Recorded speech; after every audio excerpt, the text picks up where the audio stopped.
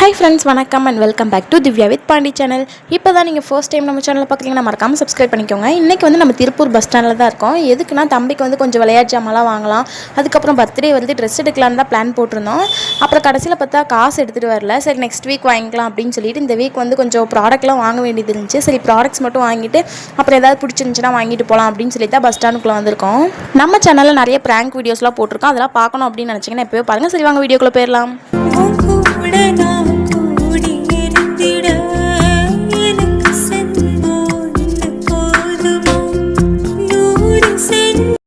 நாங்கள் வந்து தம்பிக்காக நிறைய பொருள் வாங்கியிருந்தோம். அதில் இந்த கண்ணாடியும் ஒன்று அவ்வளோ அழகாக இருந்துச்சு. என்ன அவன் போட தான் மாட்டேன்ட்டான். அந்த கடையில் இருந்து எல்லாருமே தம்பி எதை பார்த்துட்டு அழகாக இருக்குது அப்படின்னு சொல்லி கண்ணு வச்சுட்டு இருந்தாங்க. அப்புறம் நான் என்ன பொருள் வாங்கியிருப்பேன் அப்படின்னு சொல்லிட்டு மறக்காம கீழே கமெண்ட் பாக்ஸில் தெரிஞ்சுன்னா கமெண்ட் பண்ணிட்டு போயிருங்க.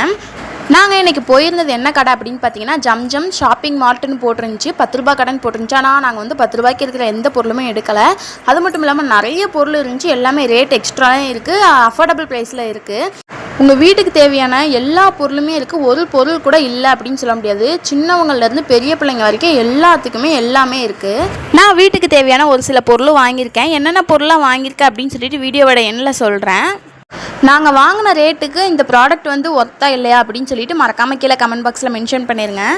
என்னன்னாலும் நம்ம ஊர் பஸ் ஸ்டாண்டு தான் அவ்வளோ அழகாக இருக்குது பார்க்குறதுக்கு. பஸ் அங்கே இங்கேயும் வந்துட்டு போயிட்டு மாற்றி 24 மணி நேரமும் எங்கே தான் போகிறாங்க வராங்கன்னே தெரிய மாட்டேங்குது. ஆனால் எப்போ பஸ் ஸ்டாண்டுக்குள்ளே வந்தாலும் இவ்வளோ க்ரௌடு இருக்க தான் செய்யுது. நீங்கள் சின்ன பிள்ளையாக இருக்கும்போது இந்த மாதிரி யோசிச்சிருக்கீங்களா அப்படின்னு சொல்லிட்டு சொல்லுங்கள். என்ன அப்படின்னா, நம்ம என்னைக்காவது ஒரு நாள் பஸ் ஸ்டாண்டுக்குள்ளே வரோம், இவ்வளோ கூட்டம் இருக்குது, நம்ம வர்ற அன்னைக்கு தான் எல்லோரும் வராங்களா, இல்லாட்டி எப்பயுமே இப்படி தான் கூட்டமாக இருக்குமா, எல்லோரும் எங்கே தான் போகிறாங்க வராங்க அப்படின்னு யோசிச்சிருக்கீங்களான்னு மறக்காமல் கீழே கமெண்ட் பாக்ஸில் மென்ஷன் பண்ணுங்கள். அப்புறம் பார்த்தா பஸ் ஸ்டாண்டுக்கு வெளியே நிறைய பேர் படுத்திருந்தாங்க. அதை பார்க்கும்போது ஒரு நிமிஷம் மனசே கஷ்டமாக இருந்துச்சு. இவ்வளோ கஷ்டப்படுறவங்களும் இந்த உலகத்தில் இருந்துட்டு தான் இருக்காங்க. ஆனால் எவ்வளோ பணம் காசு வச்சுருந்தாலும் பத்தாதுன்னு சொல்லி கடவுள்கிட்ட போய் கேட்குறவங்க ஒரு நிமிஷம் இவங்களெல்லாம் திரும்பி பார்த்தா நல்லாயிருக்கும் அப்படின்னு நினைக்கிறேன். ஏன் அப்படின்னா இவ்வளோ கஷ்டப்படுறவங்களும் அவங்க வாழ்ந்துட்டு தான் இருக்காங்க. வாழ்க்கையை விட்டுட்டு அவங்க வந்து எதுவும் பண்ணிக்கலை. பணம் நிறையா இருக்கிறவங்க தான் பிஸ்னஸ் பண்ணுறேன், அது பண்ணுறேன், இது பண்ணுறேன்னு சொல்லிட்டு நிறைய கடனை வாங்கி வச்சுட்டு கடைசியில் தற்கொலைலாம் பண்ணிகிட்டு இருக்காங்க. என்னை பொறுத்த வரைக்கும் நம்ம எவ்வளோ தான் வளர்ந்து முன்னால் போனாலும் இப்போ நம்ம எவ்வளோ கஷ்டப்படுறோமோ அதை மறந்துடக்கூடாது. யார்கிட்டயாச்சும் நம்ம ரொம்ப சந்தோஷமாக இருக்கிற மாதிரி காட்டிக்கிட்டோம் அப்படின்னா அடுத்து 2 நாளைக்கு சூனியம் வச்ச மாதிரி வீட்டில் மாற்றி ஏதாவது ஒரு பிரச்சனை வந்துடும். ரொம்ப நாள் ஆச்சு இந்த மாதிரி சிரித்து பேசி வண்டியில் போய். அதை தான் நாங்கள் பேசிட்டு அப்படியே வண்டியில் போயிட்டு இருந்தோம். வெளியேன்னு வந்தாலே காசு செலவாக தான் செய்யும். அதுக்கு நாங்கள் என்ன செய்யறது, நாங்கள் மட்டும் என்ன காசு செலவு பண்ணணும்னு வேண்டிக்கிட்டா வரோம். ஒரு கரண்டி வாங்கித்தான் கூட்டிகிட்டு வந்துட்டு 1000 ரூபாயை பொங்க வச்சுட்டே அப்படின்னு சொல்லிட்டு சிரிச்சுட்டு வந்துட்டு இருந்தாங்க. இன்றைக்கி வர ஞாயிற்றுக்கிழமை வீட்டில் இருந்தாலே நம்மளுக்கு எதையாவது சாப்பிட்ணுன்னு தோணும். வெளியே வேற வந்துட்டோம். வெளியே வந்துட்டு வீட்டில் இருக்கிற சோத்தை போய் சாப்பிட்டா எப்படிங்க இறங்கும் அப்படின்னு சொல்லிட்டு கடையில் நிறுத்துமாமா அப்படின்னு சொன்னேன். இப்போ மாமா கூட்டிகிட்டு வந்ததா பாபா உணவகம் அப்படின்னு சொல்லிட்டு இங்கே இப்போ தான் புதுசாக ஓப்பன் பண்ணியிருக்காங்க. வேறு லெவலில் டேஸ்ட் இருக்குதாம்மா, வா போகலாம் அப்படின்னு சொல்லி சொன்னாங்க. இந்த கடை எங்கே இருக்குது அப்படின்னு பார்த்தீங்கன்னா உஷா தேட்டருக்கு அப்படியே ஆப்போசிட்டில் இருக்குது. நீங்கள் திருப்பூரில் இருக்கிறீங்க அப்படின்னா மறக்காமல் இந்த கடைக்கு வந்து ஒரு விசிட் பண்ணி பாருங்கள். வேறு லெவலில் இருக்குது டேஸ்ட் எல்லாமே.